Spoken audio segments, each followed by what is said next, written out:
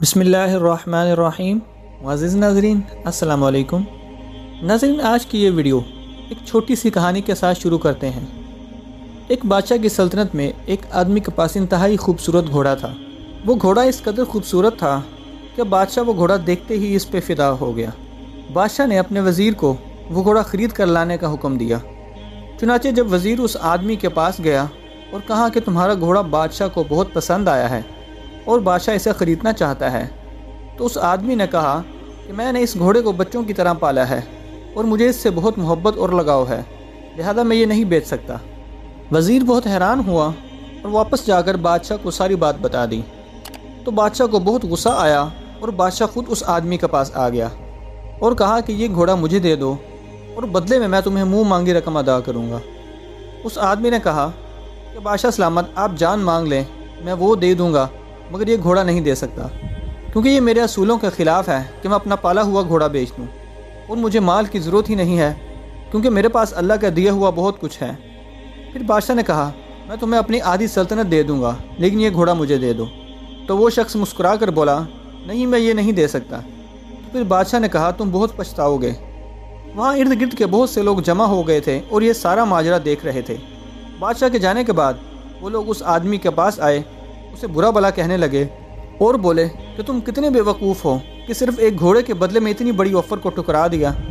اگر تم یہ گھوڑا بادشاہ کو دے دیتے تو تمہارے پاس بہت سارا مال آ جاتا اور تم آدھی سلطنت کے مالک بھی بن جاتے۔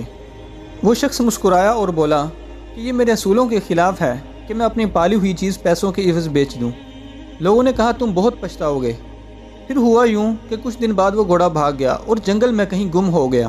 وہ شخص بہت پریشان ہوا اور لوگ پھر اس کے پاس آئے اور بولے کہ تمہارے ساتھ تو بالکل ٹھیک ہوا ہے، اگر تم بادشاہ کو گھوڑا دے دیتے تو آج تمہارے پاس بہت سارا پیسہ بھی ہوتا اور آدھی سلطنت کے مالک بھی ہوتے۔ جس جانور کے ساتھ تم نے وفا کی اور اس کی خاطر بادشاہ کو ناراض کیا، اب دیکھو کیا ہوا تمہارے ساتھ۔ وہ شخص پھر مسکرایا اور بولا کوئی بات نہیں، میری قسمت میں یہی لکھا تھا، میرا اور اس گھوڑے کا ساتھ اتنا ہی تھا، ہو سکتا ہے کہ اللہ تعالیٰ مجھے اس کے بدلے میں بہت کچھ عطا کر دے۔ اب ہوا یوں کہ وہ گھوڑا جنگل سے واپس آ گیا اور اپنے ساتھ 12 گھوڑے اور لے آیا۔ لوگوں نے جب یہ دیکھا تو بہت حیران ہوئے اور ان کا رویہ پھر تبدیل ہو گیا اور کہا کہ اچھا، تم تو بہت عقل مند ہو، تم نے گھوڑے کو تربیت ہی ایسی دی تھی، اصل میں تم 12 گھوڑے اور لانا چاہتے تھے تاکہ ایک گھوڑے کی بجائے 13 گھوڑے بیچ سکو اور تجھے مال بھی زیادہ ملے۔ تو وہ شخص پھر مسکرایا اور بولا کہ نہیں، ایسی کوئی بات نہیں ہے، بس میرے صبر کے بدلے میں اللہ نے مجھے عطا کیا اور میرا اللہ پر ایمان ہے کہ وہ اپنے بندے کے حق میں جو کرتا ہے بہتر ہی کرتا ہے۔ ناظرین، پھر کچھ دن بعد یوں ہوا کہ اس کا بیٹا گھوڑے پر بیٹھا تھا تو گھوڑے نے اس کو نیچے گرا دیا اور اس کی ٹانگ ٹوٹ گئی۔ اب پھر لوگ اس کے پاس آئے اور بولے یہ گھوڑا بہت منحوس ہے، اس نے تمہارے اکلوتے بیٹے کی ٹانگ توڑ دی، اب تمہارا سہارا کون بنے گا؟ وہ شخص پھر مسکرایا اور بولا کوئی بات نہیں، جو ہوا اللہ کی طرف سے ہوا، میرا اللہ مالک ہے اور اللہ ہی میرا سہارا ہے۔ میرے بیٹے کی ٹانگ ٹوٹنے کا مجھے دکھ تو ہے، لیکن کوئی بات نہیں، کم از کم میرے سامنے تو رہے گا اور مجھے امید ہے کہ اللہ اس سے کوئی بہتری ہی لائے گا۔ پھر کچھ دن بعد اس علاقے میں جنگ چھڑ گئی اور بادشاہ کا یہ قانون تھا کہ جو بچہ بھی چل پھر سکتا ہے اس کے ہاتھ میں تلوار پکڑائی جاتی تھی لڑنے کے لیے۔ پھر بادشاہ کے سپاہی اس آدمی کے گھر آئے اور دیکھا کہ اس بچے کی تو ٹانگ ٹوٹی ہوئی ہے، اور وہ وہاں سے چلے گئے یہ کہتے ہوئے کہ یہ بچہ تو ہماری کسی کام کا نہیں۔ اب لوگ پھر روتے ہوئے اس آدمی کے پاس آ گئے اور بولے تم تو بہت خوش قسمت ہو، تمہارے بیٹے کو چھوڑ گئے اور ہمارے بیٹوں کو لے گئے، اب ہمارا کیا بنے گا؟ وہ شخص بولا تم لوگ بے وقوف ہو، تم لوگوں کا مسئلہ یہ ہے کہ جب بھی کوئی مصیبت آتی ہے تو تم صبر نہیں کرتے۔ انسان کی زندگی میں ہر حادثے کا کوئی نہ کوئی مقصد ہوتا ہے۔ میرے ساتھ جو بھی حادثہ ہوا میں نے اس پر صبر کیا اور اللہ پر توکل کیا، اور بدلے میں اللہ نے مجھے نوازا بھی اور میرے بیٹے کو بھی محفوظ رکھا۔ اب اگر میں اس گھوڑے کو ہی کوسنا شروع کر دیتا کہ کاش میں اسے بادشاہ کو ہی بیچ دیتا تو آج میرے بیٹے کی ٹانگ نہ ٹوٹتی اور بادشاہ کے لوگ میرے بیٹے کو بھی لے جاتے۔ ناظرین، یہ تھی ایک چھوٹی سی اخلاقی کہانی۔